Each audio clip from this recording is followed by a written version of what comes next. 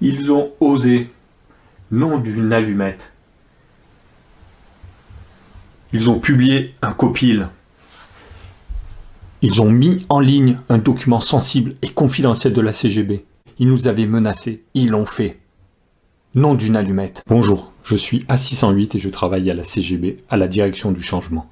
Ma mission est de maintenir le statu quo. Un statu quo en danger à la lumière des révélations qui vont suivre.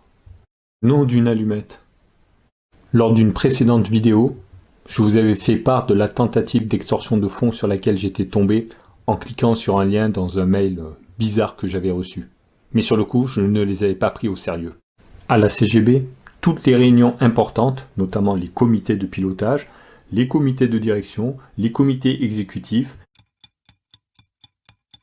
les comités de pilotage de direction et les comités opérationnels de pilotage de direction sont filmés. Parce que les émissaires de la CGB et en particulier de la direction du changement sont régulièrement aux quatre coins du monde éclairé par les briquets de la CGB.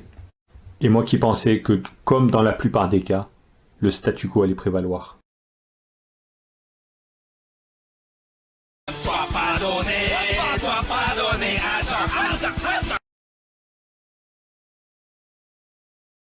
Bonjour, à 608 de Trajet HFOCO, j'interviens sur le sujet 4.2 du copil initié par Tra et Tupla sur la base du 4.3.2 SQ4.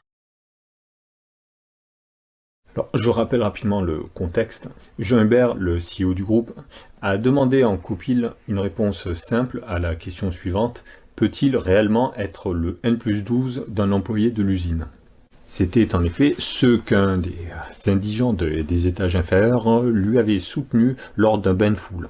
Enfin, du moins, c'est ce qui lui a semblé comprendre sur le coup. Une fois la question posée, Jean-Frédéric a été désigné CAO, Chief Accountable Officer, de cette demande. Il avait jusqu'au prochain copil, c'est-à-dire 22 jours ouvrés plus tard, pour obtenir une réponse. Je vous la fais courte. Jean-Frédéric a immédiatement chargé Jean Hubert de mettre en place un comité ad hoc. Celui-ci a demandé à Jean-Alain, qui a transmis à Jean-René de DIRCOM, qui a relayé la demande à Jean-Nicolas chez Comdir. Jusqu'ici, tout va bien. Et Jean-Nicolas, à son tour, l'a forwardé à Jean-Philippe. Jean-Philippe de SGC GED et pas de SGC Pile, ce qui nous a surpris, comme vous pouvez vous en douter après coup. Jean-Philippe l'a ensuite fait suivre à Jean-Simon. La demande est alors arrivée au palier intermédiaire. Dans le langage CGB, le palier intermédiaire signifie un sigle à 3 particules, en l'espèce Tra, Dir, Jet. On n'est pas encore chez les roturiers de la hiérarchie non plus, on reste dans de la noblesse d'épée. D'ailleurs, nous parlons toujours de ces personnes en utilisant leur prénom. Je pense que si nous devions leur parler directement, nous utiliserions probablement le prénom. Heureusement, personne de mon niveau n'a encore eu à affronter une telle question d'étiquette. Pour en venir à nos moutons, la requête a eu le temps de maturer pendant quelques jours au palier intermédiaire et a été diffusée à Jean Bernard de la direction de Trajet. Jean Bernard, pour rappel, est le N+1 fonctionnel de mon N+3 hiérarchique. Nous estimons que la requête n'est pas descendue davantage. En parallèle, il semblerait qu'une version antérieure de cette requête, à l'époque c'était encore une demande, c'est une version pré-maturation, dirions-nous, serait descendue ou remontée aux oreilles de Jean-Philippe de SGC Pile, bien sûr. Vous connaissez tous Jean-Philippe, il sait prendre des problèmes à bras le corps. En moins de temps qu'il n'en faut pour mettre en copie dans l'ordre hiérarchique correct les destinataires des comptes rendus du CODIR, une requête est arrivée sur le bureau de M. Joncrête, le directeur du changement.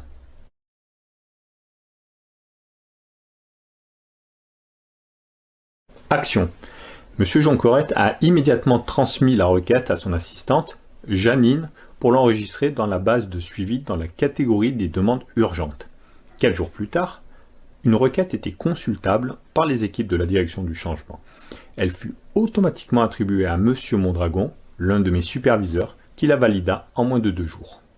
19 jours après le copil, A515 et moi avons alors été chargés de rédiger un mémo sur le sujet suivant évolution des rapports hiérarchiques au sein de la CGB et problématiques soulevées par la valorisation des lignes de reporting fonctionnelles sur la production des indicateurs clés de performance de DSG Trapol.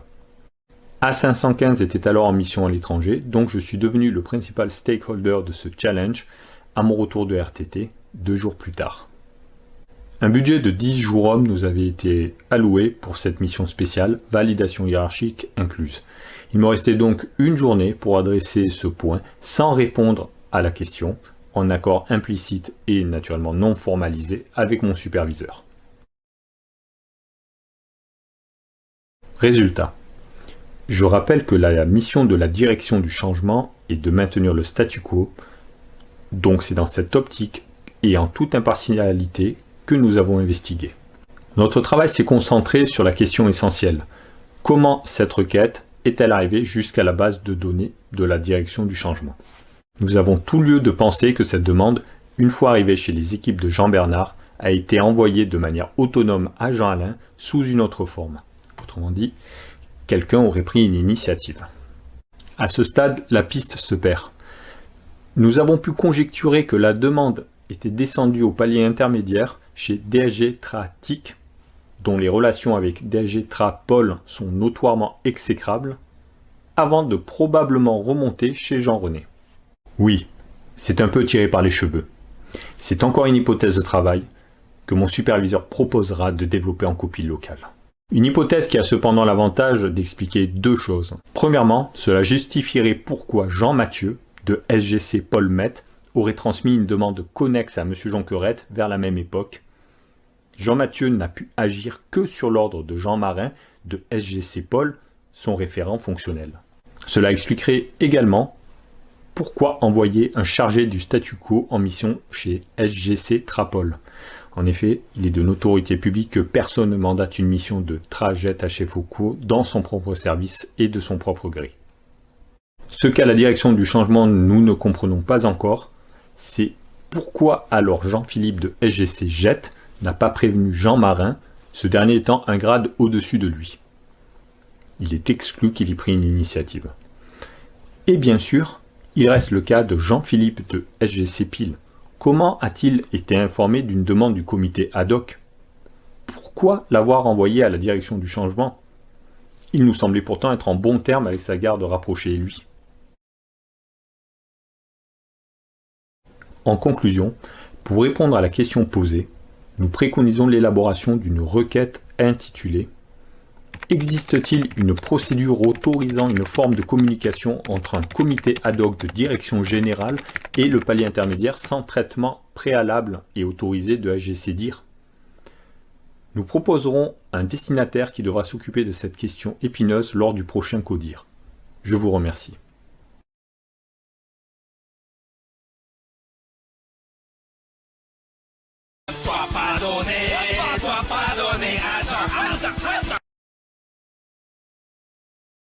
Nom d'une allumette.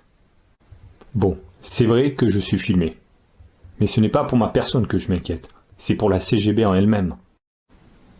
J'ai beau réfléchir à leur mobile, je ne trouve pas d'autre raison que l'extorsion de fonds. Et pourtant, il doit bien y avoir une raison cachée. À la CGB, nous ne faisons jamais rien par hasard. Le statu quo avant tout. Et si, mais cette hypothèse me fait frémir, et si c'était un moyen de nous dire qu'ils avaient découvert l'organigramme entier de la Compagnie Générale de Briquet? Non, c'est impossible. Même les archivistes de la tour, même les survivants du magasin central ne le peuvent pas. Il s'est développé tout seul et continue à se développer. Personne n'a jamais eu la force d'en établir une cartographie complète.